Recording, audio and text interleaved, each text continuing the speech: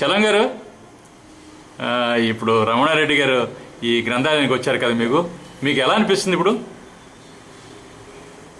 నాకు చాలా ఆనందంగా ఉంది. ఇప్పుడు అపురూపమైనటువంటి పుస్తకాలు, చాలా విలువైనటువంటి పుస్తకాలన్నీ కూడా ఒక చోట చూడటం, అది చాలా ఆనందం ఉంటుంది. ఎందుకంటే చాలా విజ్ఞాన సర్వస్వాలన్నీ కూడా ఒకే చోట ఉండడం, వాటిని భద్రపరిచినటువంటి రమణారెడ్డి గారిని చూస్తే ఆయన మీద చాలా ప్రేమ గౌరవం కలుగుతున్నారు. ఎందుకంటే ఎప్పుడో 1910, 1920, 30 నాటి భారతులు, ఆంధ్రపత్రికలు, ఈ పుస్తకాలన్నీ చూస్తుంటే అందులో విలువైన వ్యాసాలు, ముఖ్యంగా నాకు గురజాడకు సంబంధించిన వ్యాసాలు పాతవి అవన్నీ చూస్తున్నప్పుడు నాకు చాలా ఆనందం కలిగింది.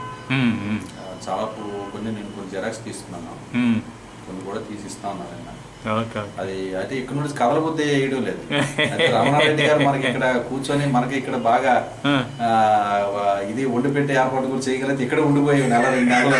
కానీ ఆయన దేనికైనా రెడీ అయిపోతారు, అది పెద్ద ప్రమాదం. చేసుకోవాలని అంత ఆనందంగా ఉంది. నేను 96 జూన్లో రిటైర్ అయ్యానండి. నాకు ఒక అమ్మాయిని 2 అబ్బాయిలు, అందరికి పెళ్ళిళ్ళు అయిపోయినాయి. మా ఆవిడ ఇప్పుడు 16 సంవత్సరాలు దాటిపోయింది. నీకేం వచ్చింది, నువ్వేం చేస్తున్నావు, మాకు ఈ 100, 1000 అని ఎవరూ అడగలేదండి. అది అదృష్టం, చాలా అదృష్టం అండి. పిల్లలు చాలా బాధ పెట్టేస్తున్నారు తండ్రి దగ్గర ఏ కొద్దిగా ఉన్నాం. అటువంటిది ఇప్పటికి నన్ను ఏం అడగలేదండి.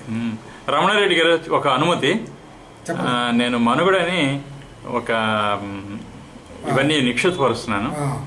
మరి దీనికి మీరు ఎటువంటి, అంటే ఇది మళ్ళీ ఆ ఛానల్ ఉంచడంలో ఎటువంటి అభ్యంతరం లేదు కదా? లేదండి, లేదండి. ఓకే సార్, సంతోషం సార్. ఉంటాను. పత్రికలో వచ్చిన ఇంటర్వ్యూ ఉంది కదా, 2-3 పత్రికల్లో వచ్చినాయి, అక్కడ చూపించాను. అది ఇస్తే నేను దాన్ని బట్టి అలాగా ఏదో ఒకటి మాట్లాడేస్తాను. నేను కంటిన్యూ చేసేస్తున్నాను. చెప్పండి, ఏదో ఒకటి. ఏంటి మీకు అసలు ఈ సాహిత్యం ఎప్పుడు ఎలా ఏ రకంగా మీరు ఇందులో? మరి ఈ సాహిత్యానికి సంబంధించినటువంటి గ్రంథాలు ఇవన్నీ కూడా సేకరించాలనేటువంటి ఉద్దేశం అసలు ఎలా కలిగింది మీకు? సాహిత్యం మీద అభిమానం మొట్టమొదట తెలుగు స్వతంత్రంలో పి శ్రీదేవి కాళాదేశ వ్యక్తులు సీరియల్గా వచ్చేది. అది తెలుగు స్వతంత్రంలో 1954, 55 ప్రాంతంలో. అప్పుడు ఒక సీరియల్ నేను ఒక పత్రిక చదివాను. మాకు 3 మైళ్ళ దూరంలో ఎర్నగూడెం గ్రామం గ్రంథాలయం ఉంది. ప్రతి ఆదివారం వెళ్ళి దానికోసం చదివాడు. ఆ రకంగా నాకు సాహిత్యం అంటే అభిలాష ఏర్పడింది. దాని తర్వాత సొంత పుస్తకం కొనుక్కోవాలి. ఆ రకంగా పుస్తకాలు సేకరించడం అంటే కొనటం మొదలెట్టాను.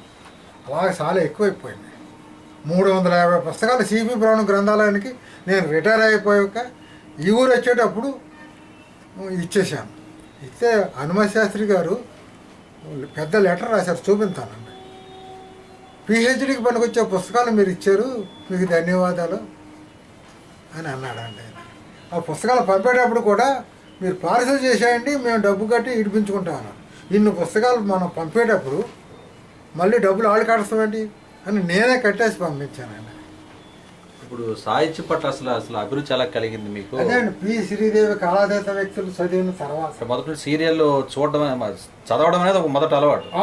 మీరు పనిచేసేది పోస్టల్ డిపార్ట్మెంట్ పోస్ట్ మ్యాన్. అవును, నేను చేసేది పోస్ట్ మ్యాన్, ఇంటింటికి ఉత్తరాలు ఇచ్చుకోవడం. అదండి. అయితే ప్రజలు చాలా ఆదరించేవారండి. పోస్ట్ మ్యాన్కి ఇచ్చే గౌరవం ఇంత అంతా కదండి. ఇప్పుడైతే కొంచెం తగ్గింది అనుకోండి. మరి ఏం చేత తగ్గిందంటే మారిన పరిస్థితులు. నేను 1 నిమిషం లేటుగా వెళ్ళలేదు, 1 నిమిషం ముందు రాలేదు. నేను సర్వీసులో ఉండగా మా డైరెక్టర్ ఆఫ్ పోస్టల్ సర్వీస్, మా సర్వీస్ అయినా నన్ను చాలా మెచ్చుకున్నాడండి. నీలాంటి వ్యక్తి మా డిపార్ట్మెంట్లో ఉంటారు. అలాగే వీళ్ళు కూడా ఇక్కడ డిపిఎస్ గారు మెచ్చుకున్నారు. అంటే వాళ్ళకి సాహిత్యం అంటే అభిలాష ఉంది, అందుచేత చేసిగలిగారేమో అని అనుకుంటాను. అందరికీ ఏదోలే డిపార్ట్మెంట్ ఏదో చేశాడు. మాకు అసిస్టెంట్ పోస్ట్ మాస్టర్ కూడా అండి. ఆయన ఎవరైనా నాకు ఏదైనా పని చెప్తే పోస్ట్ మ్యాన్ కదా అని తిరిగి ఎవరో పని చెప్తా ఉంటారు. నాకు పని చెప్తే ఒక అతను, ఒక ఇన్స్పెక్టర్, ఆయనకు మాత్రం ఏ పని చెప్పదు. డిపార్ట్మెంట్ పని చెప్తే మీరు టీ తెమ్మని లేదా ఇంకోటి మనం చెప్పదు. ఆయన ఎటువంటి వ్యక్తి అనుకున్నారు మీరు? మీకు ఏమైనా తెలుసా? ఆయన కోప్పడ్డాడండి. మా పిఎంజీ ఏపీఎంజీ విజయవాడ నన్ను నీ దీనికి మా ఏఎస్పీకి నాకు గొడవ వచ్చింది. డబ్బులు నా ద్వారా, అతను ఒక రెడ్డి, నా ద్వారా డబ్బులు సంపాదించాలని ప్రయత్నం చేశాడు. నేను కుదరదన్నాను, నేను చేయను అన్నాను. అప్పుడు ఆయన చాలా కోపం వచ్చింది. నా గీరా రెడ్డికి అని ఏదో అడిగాడు అటు ఆఫీస్లో. అది మా సూపరింటెండెంట్కి వెళ్ళండి. ఆ సూపరింటెండెంట్ పిలిచాడు. రెడ్డి అసలు నారాయణ రెడ్డి చాలా దుర్మార్గుడు, తోసిపోవని అంటాడు, జాగ్రత్త, నేను ఉన్నంతకాలం నిన్ను ఏం చేయలేడు, తర్వాత ఏదైనా చేయొచ్చు అని అన్నారు. ఆ రకంగా అది పిఎంజీ దగ్గరికి వెళ్ళింది. నువ్వేనా పలానా రెడ్డి అంటే అన్నారు. నీ సాహసానికి నీ ధైర్యానికి మెచ్చుకున్నాను అన్నారు. ఆ రకంగా ఇప్పుడు తెలుగు సాహిత్యంలో చాలా అరుదైనటువంటి గ్రంథాలన్నీ చాలా వరకు మీరు సేకరించారు. అవి సేకరించాలనేటువంటిది ఆ కోరిక ఎలా కలిగింది? తర్వాత వాటిని భద్రపరచడం కానీ లేదా అది ప్రజలకు ఉపయోగపడే విధంగా అందించడం కానీ? ఇవి శిథిలమైపోతుంది. శిథిలమైతే రీప్రింట్ అవ్వటం లేదు, దొరకవు. కనీసం అది బాగు చేసి పెడితే ఏ గ్రంథాలలో పెట్టినా ఉంటుంది. ఆ రకంగా 1905లో విక్రమదేవవరం గారు రాసిన పుస్తకం నా దగ్గర ఉంది. 1905 అండి. ఏం పుస్తకం సార్ అది? చూపించానండి. ఒక నాటకం. మరి ఏంటి చెప్పండి, అది ఎక్కడైనా దొరుకుతాయా? దొరకవు. అది నేను ఏదో భద్రపరిచాను కాబట్టి ఉంది. అది నేను ఏదో లైబ్రరీకి ఇచ్చేస్తాను, అది ఉండిపోతుంది. అది ఉన్నంతకాలం నేను జీవించి ఉంటాను. నేను చిరంజీవిని. ఆ రకంగా నేను చిరంజీవిని. ప్రతి పుస్తకం మీద నా పేరు ఉంటుంది. అది ఉన్నంతకాలం నేను ఉంటాను. ఇక అందుకంటే ఏంటంటే కావాలి జీవితానికి. అదే అన్నమాట.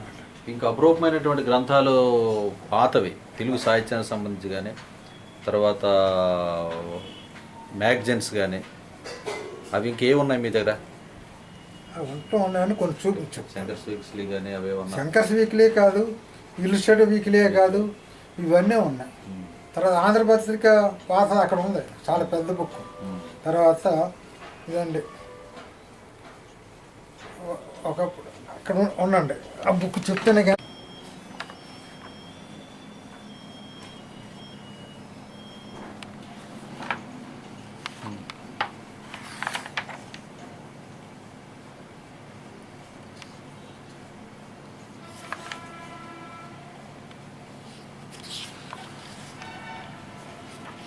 ఇలా అప్పట్లో మన ఓకే సార్, ఓకే. ఇదిగోండి అందులో ఫోటోలు, పుట్టింది, డేట్, ఇదంతా అక్కడ. తర్వాత నాణ్యాలండి.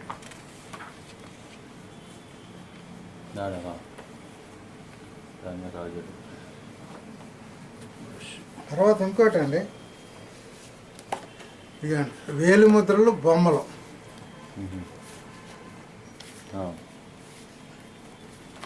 అది ఒకటి కాదండి, అన్ని ఒకటి. ఇవి మన పోస్టల్ డిపార్ట్మెంట్లో అమ్ముతారా కదా? హాస్టల్లో విడిగా అమ్ముతున్నారు. అమ్ముతున్నారు. విజయవాడ దొరుకుతాయి. నేను మళ్ళీ రేపు ఎల్లుండి విజయవాడ వెళ్తున్నాను. ఒకవేళ కావాల్సిన తెమ్మంటే తెస్తాను. ఇది ఒకప్పుడు అండి మంచి పత్రిక అండి. అవును.